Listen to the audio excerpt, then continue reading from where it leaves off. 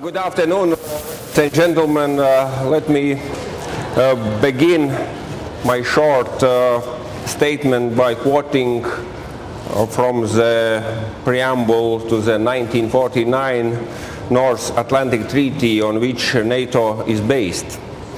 It states that the parties in this treaty reaffirm their faith, the purposes and of the Charter of the United Nations and their desire to live in peace with all peoples and all governments.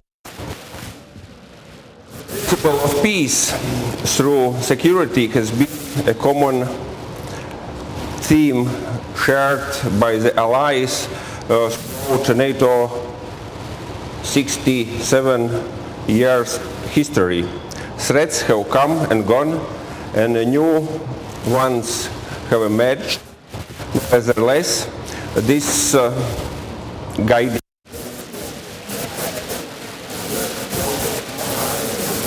in the world history united for a common purpose. That purpose at first was to provide security by the military of NATO not one destruction two world wars had brought on Europe. The overriding aim to avoid the Third World War.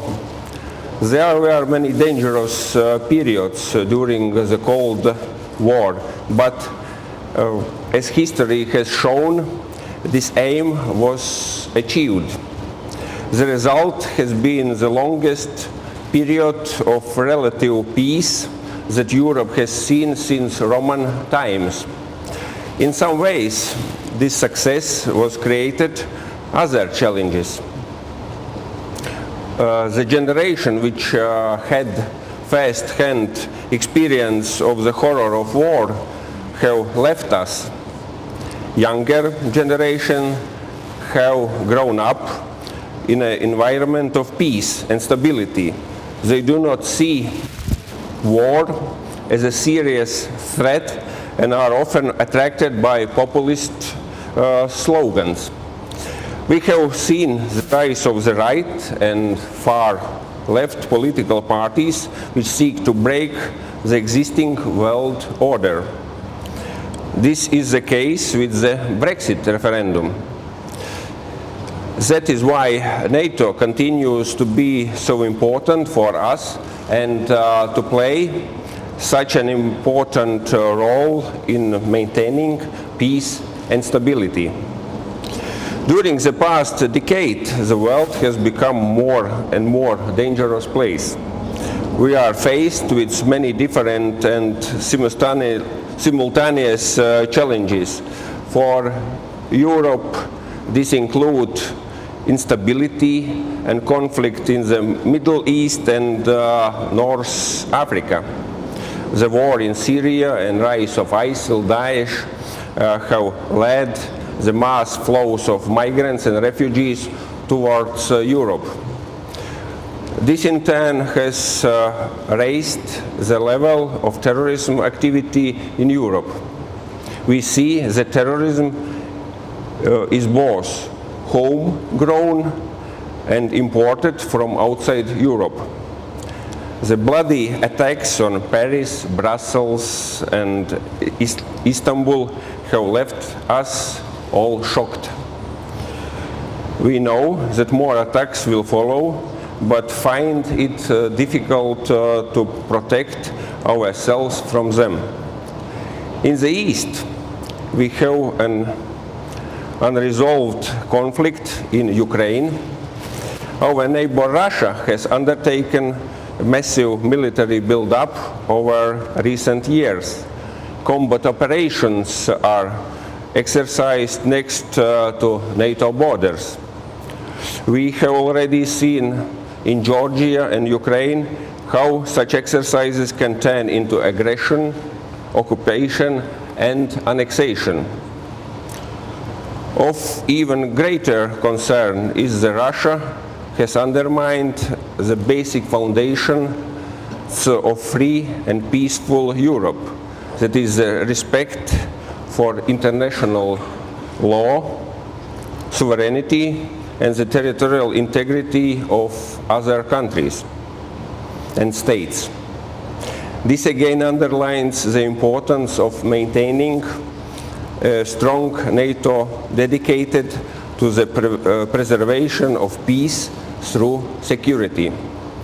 At the NATO summit in Valsts, alliance leaders decided that these challenges must be faced.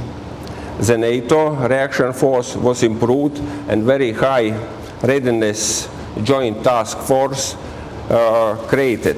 NATO exercises on the eastern flank have been increased to provide reassurance for frontline states.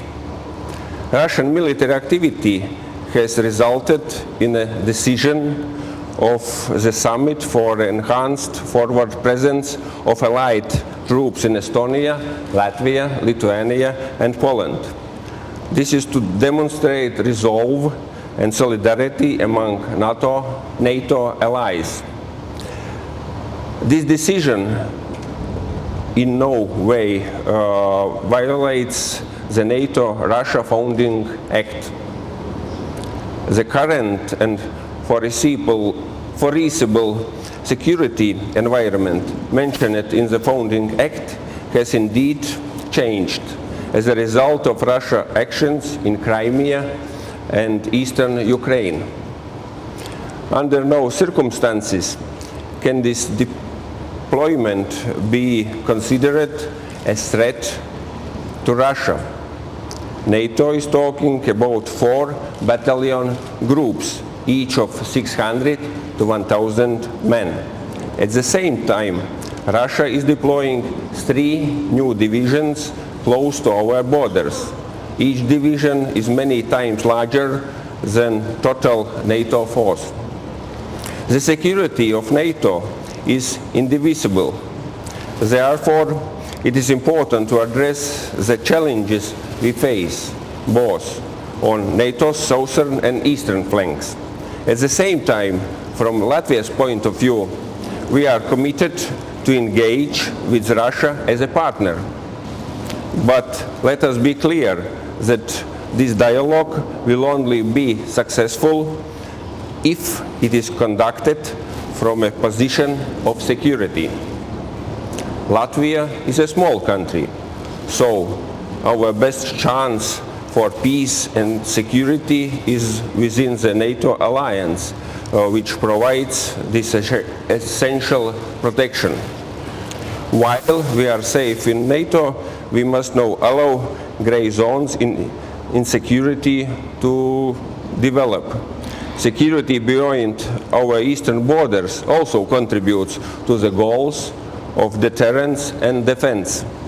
It is important to cooperate with partners there, Georgia and Ukraine in particular. We should continue helping our partners to build the resilience to withstand any outside pressure. We must also improve cooperation with other regional partners and other international organizations. Here I have in mind especially coordination with the EU. I welcome our joint declaration here in Warsaw to strengthen our cooperation and synergy. Our aims for peace and security are the same. Our methods are different and complementary. In this dangerous and changing world, where peace is under threat once again, we must stick with the core values which have kept us safe over many years and decades. So, I will conclude by quoting once again from the preamble to the Washington Treaty. They, it means the nations of NATO, are determined to safeguard the freedom, common heritage and civilization of their peoples founded on the principles of democracy, individual liberty, and the rule of law. These are the cornerstones of NATO policy. They are the principles upon which free societies are built, and they form the basis of NATO role in the preserving peace now and in the future.